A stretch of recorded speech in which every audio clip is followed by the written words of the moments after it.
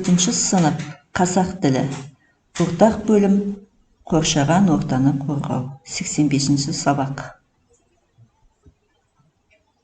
Сабақтың тақырыбы тәуелдеулі зат есімдердің септелуі. Сабақтың мақсаты жазба жұмыстарын түрлі формада орындай аламын. Тыңдау барысында тірек сөздерді белгілеймін. Сол сөздермен мәтіннің мазмұнын айтамын. Тәуелдік жалғауы жалғанған зат есімдерді септей аламын. Күннің нұрын алақанға саламын, жүрегіме басып ұстай аламын. Жарық, жылы, нәзік әрі мейірімді болып кетер сонда дереу жан-жағым деп балалар серіктеу сәтін жасайық. Балалар, қоршаған ортаны қорғау деген не? Қоршаған ортаны қорғау деген жануарлар, құстарға қамқорлық жасау. Өсімдіктерді егу, күтіп, баптау. Көктемде оларды әктеп, құрт-құмырсқалардан тазарту.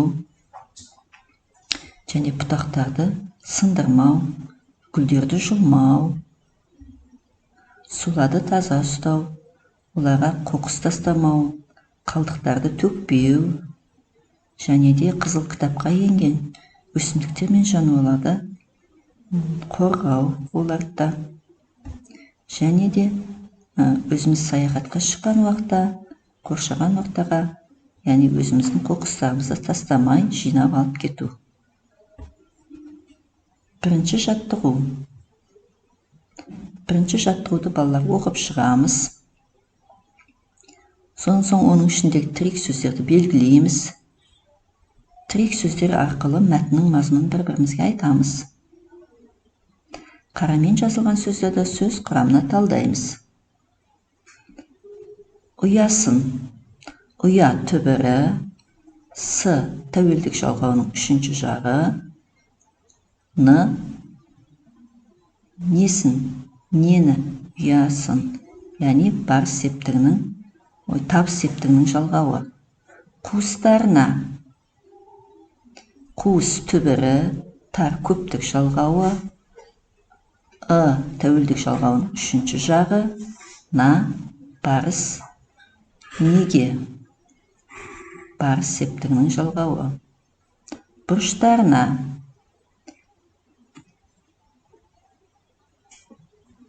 Бұрыш түбірі, тар көптік жалғауы. Тәуелдік жалғауының 3-ші жағы. На барыс септігінің жалғауы. Ұясы түбірі ұя. С тәуелдік жалғауының 3-ші жағы. Ал енді балалар, мен адамның досымын деген тақырыпта монолог құрайықшы кәніке. Монолог дегеніміз не еді? Кейіпкердің көпшілікті қарата немесе өзіне арнап айтқан сөзі, толғанысы, өсиет, уағызы. Тірек сөздер мен, тұмсығы қысқа, қанаты ұзын, айыр, құйрықты, құс, адамның досы, ұшып жүріп ұстау. Міне осылар арқылы монолог құраймыз. Жақсы. Келесі жаттығу, 2-ші жаттығу. Оқып шығамыз.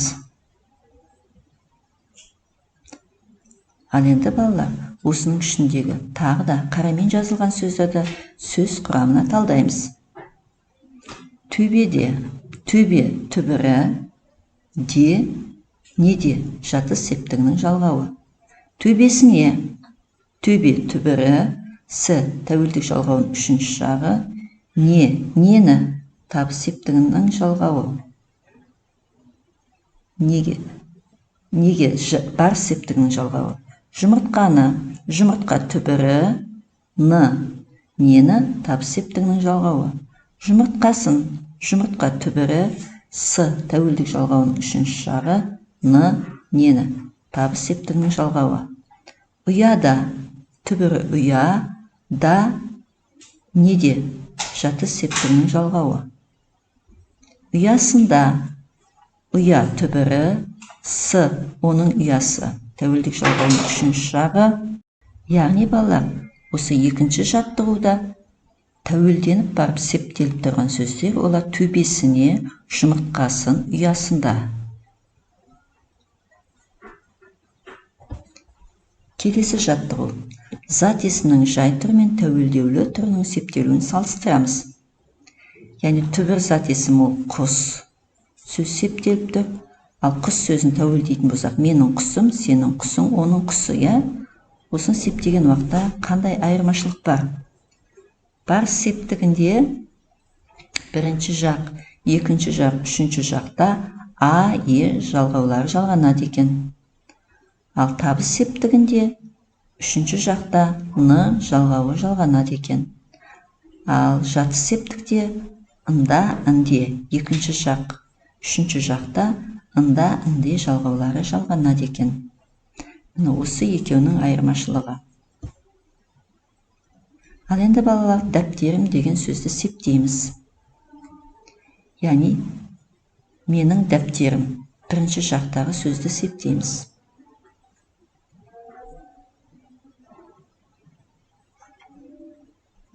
Жақсы балалар, енді өзімізді тақтамен тексереміз.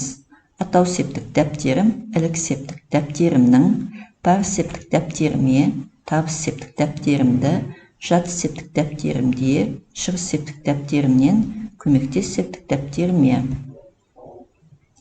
Үйге тапсырма 45-ші бет, 5-ші жаттығу. Қанатты достар, қанатты достарым. Қанатты достарым деген сөз тәуелденіп тұр, Осы тәуелдеулі зат есімді септеп келесіңдер.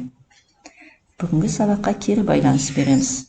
Егер сендер бүгінгі тәуелдеулі зат есімді жақсы түсінсеңдер, онда, яғни жетістік баспалдағының ең жоғары баспалдағында өздерінің жапсырмаларында жапсырасыңдар. Егер аз жапсырған қиын болса, екінші баспалдаққа жапсырманы жапсырамыз. Ал егер тапсырманы орындай алмасаң, онда үшінші баспалдаққа жапсырмамызды жапсырамыз. Мен сол арқылы келесі сабақта сендермен жұмыс жасайтын боламын. Сау болыңдар балалар.